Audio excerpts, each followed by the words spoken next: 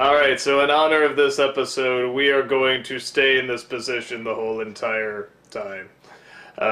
This is Still, thank you. I couldn't turn my head to look at the screen. This is Still, which opens with a picture of them as statues, which has nothing to do with anything except that statues are still.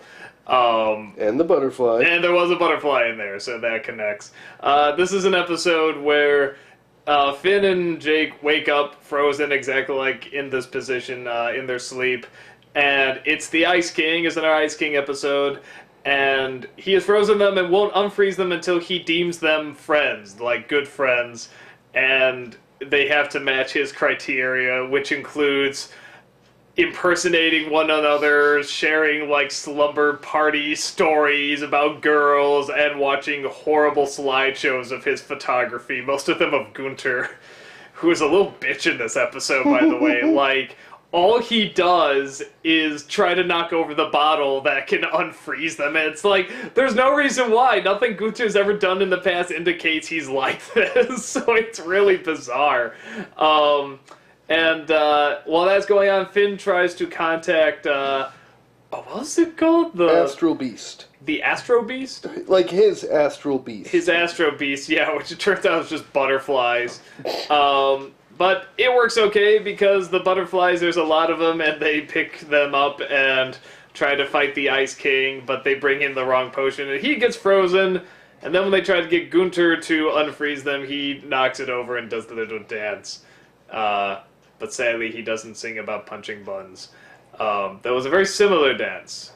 So it's fine. I think you get a touch more insight into the Ice King, just how lonely he is. I mean, now it's not even like kidnapping princesses, it's just getting friends in general. Just really sad.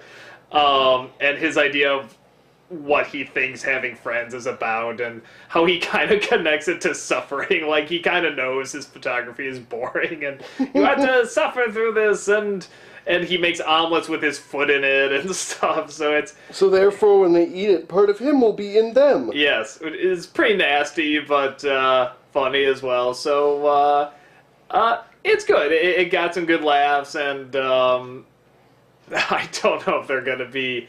It would be funny if the next episode actually woke with them, like, or opened up with them, like, still being frozen. I would like to see one where there's not, like, it's not like a two-parter, it just actually picks up exactly where it left off, with them being frozen. That would be pretty funny.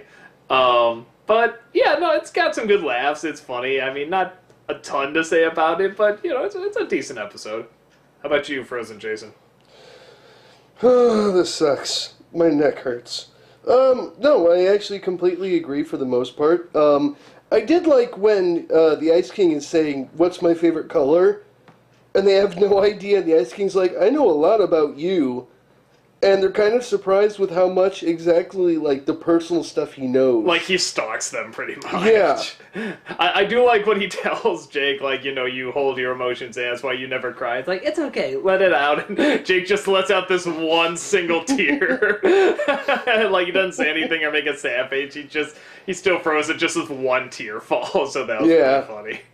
I also really like, or I guess more am disturbed by than like, the one scene where Gunter gets free of his chains, and he goes after the bottle, and the Ice King puts him next to Jake, and he starts messing with Jake. If you notice, he starts humping Jake's face. Yeah, I wasn't sure if I saw that right either. Or hold on, could it be he was pecking his face? Because that's sort of what I thought. Like, he was moving his head back and forth, but because he's such a small creature, his body was kind of moving with it. I don't know. I took it more as a humping of the face. It did look hump-ish. Yeah. But, again, for the kids watching, maybe it was just pecking the face. Who knows? You know, ghosts can get their heads cut off, too, and it's okay. I did also like how the Ice King dressed as Jake, or as Finn, and then when he's about to change into Jake... Yeah, it's like, no, God! That was awesome. I like how his underwear is so bizarre, too, the Ice King. It's like all these weird bandages and stuff. He's like 1/4 the mummy. Yeah, I also...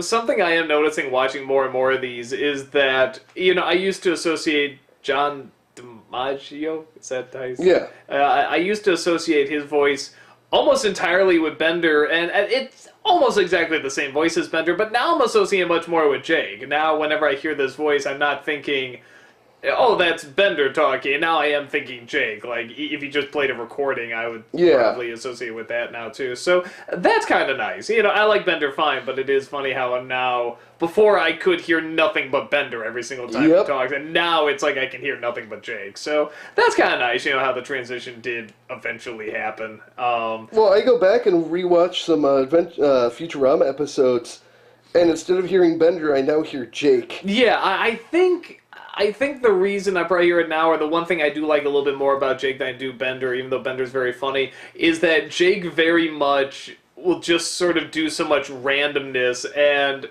it's all for fun. You know, he'll just make up a song or make up a word or say or whatever he wants because it's just kind of fun, you know, and it's... What's wrong with having fun? And where Bender, it's like, he's a party animal too, but he's like, he kind of has fun hurting people also and putting them in misery. Yeah, Bender's just kind of an ass. Yeah, and he's got kind of a big ego and stuff like that. So, you know, which is funny, but I do find myself liking Jake more.